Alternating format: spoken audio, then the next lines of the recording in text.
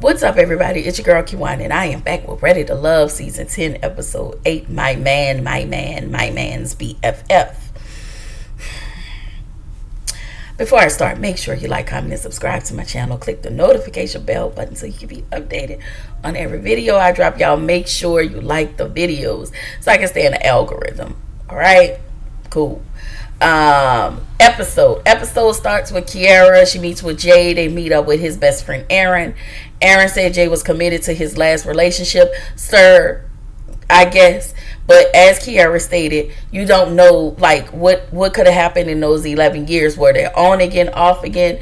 That was it was a question, but it was vaguely answered. And apparently, ultimately, what I got out of this is Kiara put all her eggs in Jay. No ma'am, no Pam, no circuit.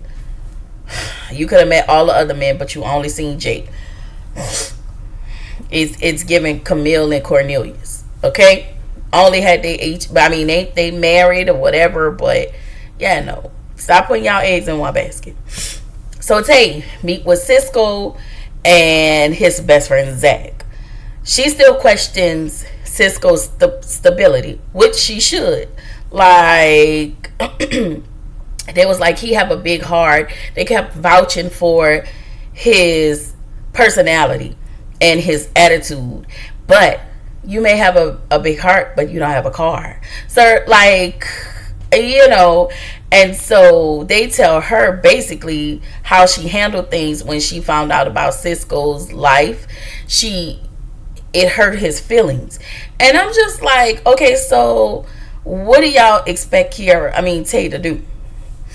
Anyway, he came on this show basically knowing what his financial situation was. How do you think that Tay, or not just Tay, but any other woman was going to respond? And as I stated, he tells Tay that, Cisco's feelings was hurt. Okay. Anyway, there was another friend there. And the other friend said he see his grind. And I was like, well, what is his grind? What is he grinding on? What is he working on? I think I want to say I saw him in a commercial. So shout out to Cisco. He was in a commercial. We hope to see him in many more. I don't remember the commercial I saw him in, but I did see him on a commercial. Anyway, what I'm learning is these men gonna stick up for their raggedy homeboys. Okay, fine. So, my question: where is Cisco now financially? Okay, etc. Mentally, physically, like where does he have his own place? Does he room with somebody? Whatever. Like, what is your situation? And so everybody keeps talking about what Cisco has been through. Okay, what is he doing now? We're not talking about the past. We're talking about what's happening now. And apparently Cisco has carried strong feelings for Tay, I'm sure. In the next meetup, Cam meets with his high school friend Nisha and what's her name? Rose, Sahara, and Angie come along, right? So Rose at this point is definitely trying to sell herself, and I'm just looking at her like, girl, stop being pick me. Like, you keep trying to prove to everybody that you're this person, this great, amazing woman. Like, if they're gonna pick you, if they're gonna choose you, they're gonna choose you. You do not have to sell yourself. Just be who you are. Angie doesn't, she doesn't like the word lead because apparently Cam always wants to try to lead somebody. Sir, lead yourself to the nearest place ahead. Whatever. Angie don't want to move from her independent ways, and I understand that. Now, if you're going to come along, like, I get it, but if you... I don't know, because sometimes I can be an Angie of the world, but I have learned that in relationships I have allowed myself to be the soft one. Wow.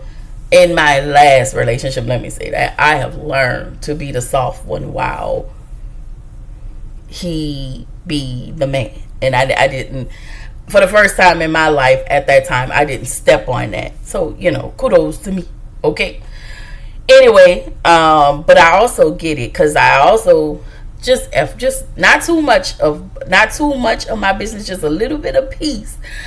I never allowed my independence to move away from me.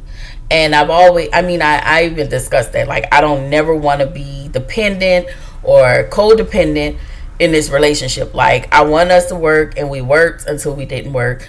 But I never wanted to lose sight of my independence. And that was always understood, because that person was never here to take away my independence, So shout out to him. Anyway, Rose asked if he wanted a nurturer. He said he didn't know because he don't know how to trust people. And I'm just like, Cam, you're just really determined to be an asshole. And I really just don't like Cam. And I really just can't wait till he get booted off. Yeah, and that's just where we at. Sahara said Cam seemed confused and don't know why what he wants. And I'm just looking at Sahara like, girl, this is a dating show. You want him to choose you. And again, we are on a dating show. Anyway, she leaves. All the other women left, and then she sat there for a second. And then she left and told him to choose. Before she left, she said, "Oh, choose wisely." And it's like, this the behavior that I really don't understand. Like, this Sahara-like behavior is very annoying to me. Like, girl, like, you do not have to be this over the damn top. Okay? Either he gonna choose you or either he not. So, Deanna meets with Callie and his friend Brian. And Tay is also in attendance as well. Apparently, Callie and Brian, Khalil, I'm sorry, I keep calling him Callie. Khalil and Brian have been friends since high school. And according to Brian, Khalil wants to be married. He wants to have kids. His friends as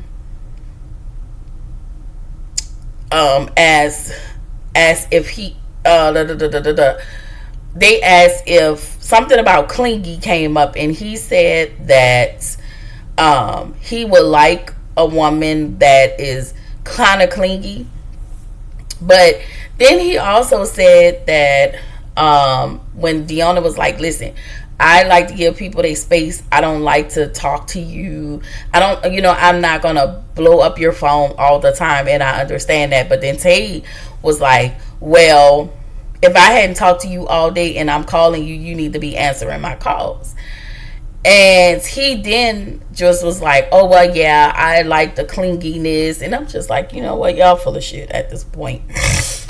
I'm sorry. Once again, sorry.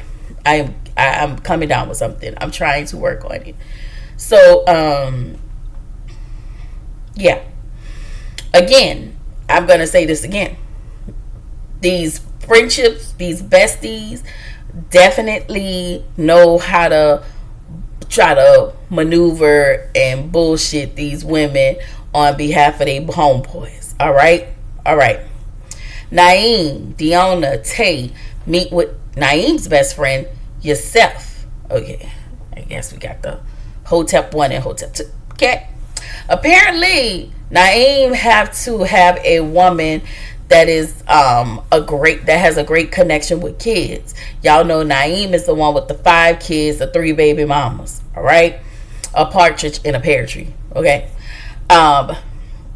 Deanna said that she was with a man who had 2 kids, 2 baby moms. While one baby mom was okay, the other one was doing team too much. And so that experience for her was not great. And coupled with the fact that she doesn't have kids, how does that look? And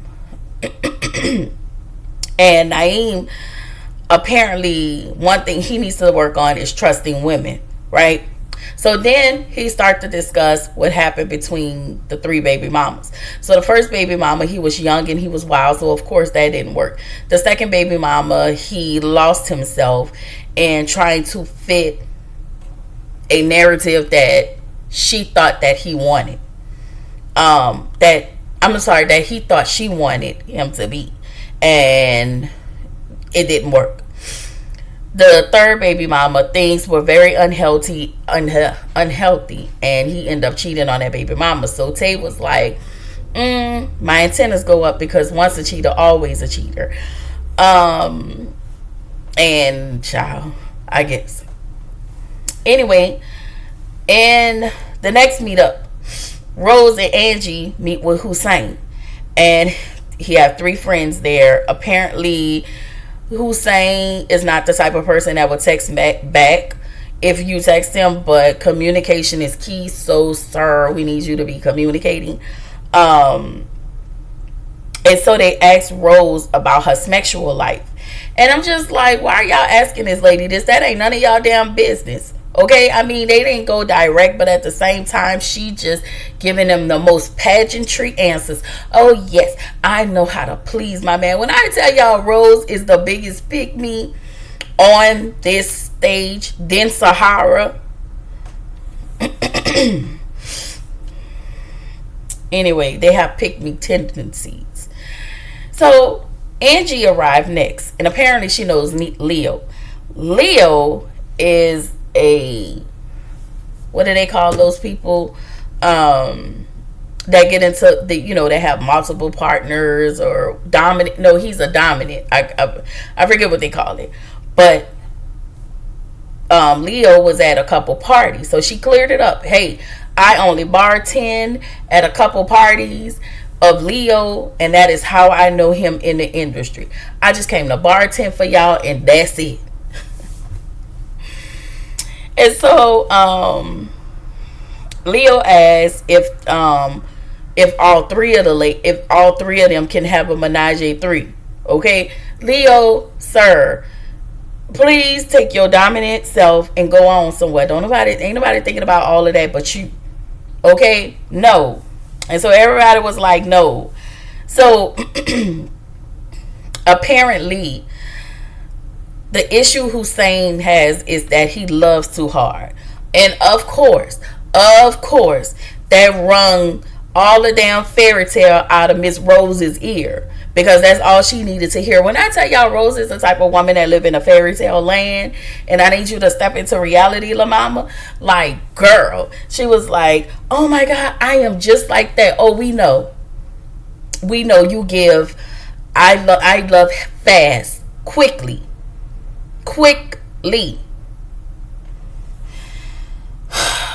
I just need her to pump her brakes.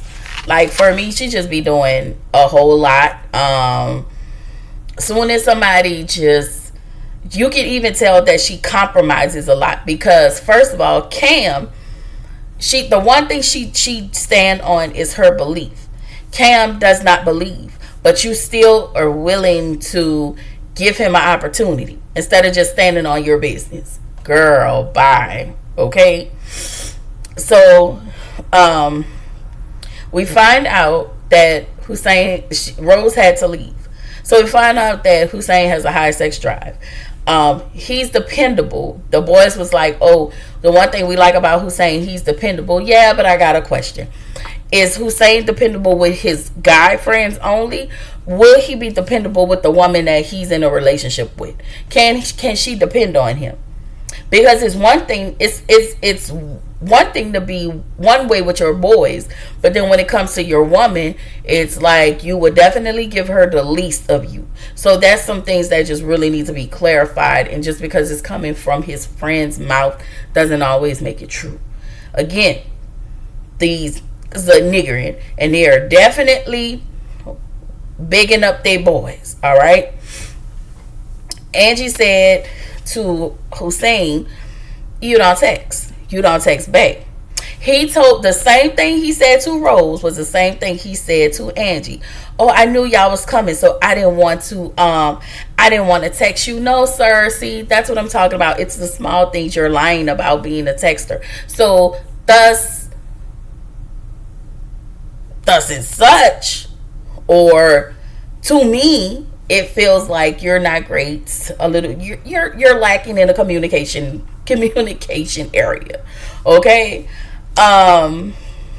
All the ladies meet at the ladies lounge. So all the ladies are sharing their experience.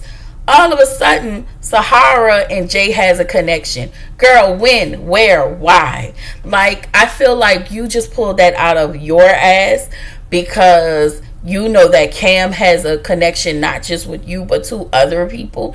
And I need you to grow the hell up, because again, this is a TV show. This is a dating show. Keep your options open until you can't. Angie says she's overwhelmed about her life. She cried about it. She talked about it. Tommy was like, listen, the men don't know, but you probably should tell Cam. I guess, I don't know. I just don't really care for Cam. And so we get to the elimination. Angie meet with Hussein. Tay meet with Naeem. Hussein is still ready to love, however, and unfortunately, Naeem and his tribe, his kiddos, are not ready to love. And next week, they are going to go to an Airbnb. It's going to be a shit show, as we always know, with all these grown people, alcohol, food, and sleeping together. I don't know. But, yeah, it's going to be a shit show Saturday. So buckle up, Buttercup, or Friday, or whenever this show comes back on. I don't know. But yes, if you have not, oh, and that was the end of the episode, y'all. I'm so sorry. Anyway, if you have not, if you doggone have not, please, please, please, and please make sure you like, comment, and subscribe on your way out. Send some more people over here, because the goal is to get to 500, okay? And I will see y'all tonight when I do the Real Housewives of Miami, where somebody is going to get cussed out. I know it and I can feel it, in an episode of Sisters. So I will see y'all tonight.